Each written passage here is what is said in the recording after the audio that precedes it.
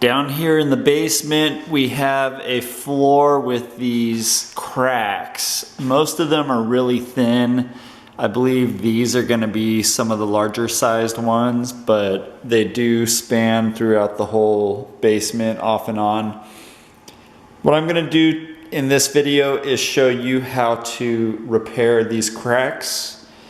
So let's get started. What I'm doing first is I'm using the air compressor to blow out all the cracks so that any dust that had settled in there can be taken out, and that will prepare the cracks for the next step.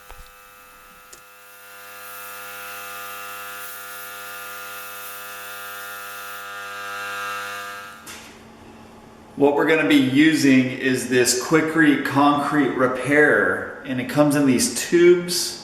We will be applying the tubes using a basic caulking gun. If you have one of these, use the one you have. And so the way this works is on the tip of the tube, we're going to cut a small hole.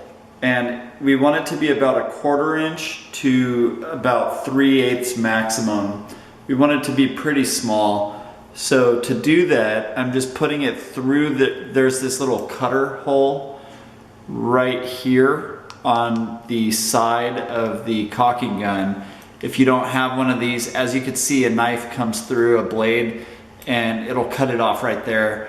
But if you don't have one of these on your caulking gun, you could just use a pair of scissors or a knife or something like that. But what we're doing is sticking it in, and then we're just going to cut just a little bit off of the tip. And then the next thing is this caulking. The tube has a seal at the base of this tip. So at the very base there's a seal that is keeping the caulking in liquid form basically, and what we want to do is on the edge of the base of the gun, on the handle, there is this piece that we're just going to stick through and break a few holes in that seal. It's really thin foil or plastic. And now that that's done, I'm opening up the gun. I'm going to stick the tube right in there, just like so. And we're going to give it a test to make sure we can see some of it coming.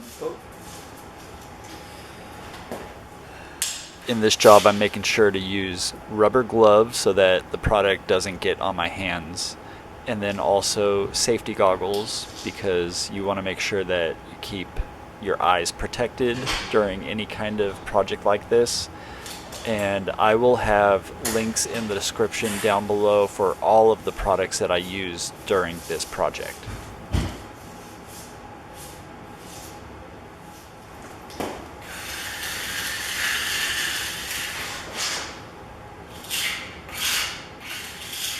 I'm now using a putty knife to scrape the concrete repair into the crack.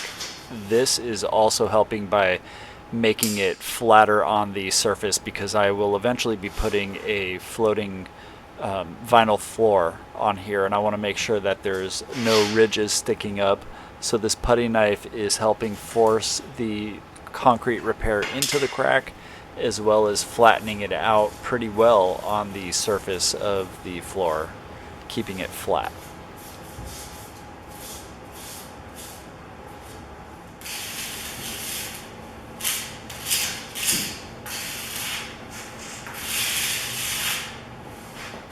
I'm using the putty knife to move any of the excess material off of the surface of the floor that I can use further down in the cracks. This will help save as much of the material, so I'm using less tubes in the long run. The reason why we're doing this in the basement before we put the floor down is because I am going to be installing a radon mitigation system on this house. What that does is it pulls air up from underneath the house that has radon in it, and it gets it out of the house through a pipe that I'll be installing that goes the entire height of the house and out the roof.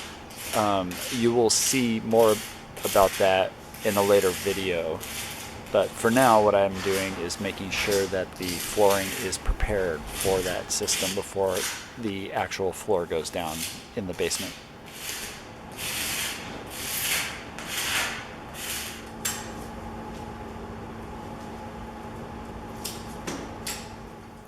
This basement floor had quite a few cracks in it, and the total amount of tubes that I used was a little over 3. I kept working my way down. There weren't very many thick cracks or wide cracks. They were most like almost hairline cracks that I just wanted to seal up, but there were a few that were closer to a 1/4 inch to a 1/2 inch thick or wide. And I was able to get a lot of this material down in there, and it dries pretty quickly. It was all dry by the next day, definitely, but I think it dries in about an hour. I left it over a day before I did any other work on it, and I just kept working my way down. The wall, one of the walls in this basement that is supporting some of the dirt on the other side, had a really big crack, a vertical crack the entire height of that wall. It's about 3 or 4 feet tall. And I have another video that I made of me repairing this crack, and I used a whole completely different system. So if you want to check that out, go ahead and click on that video next.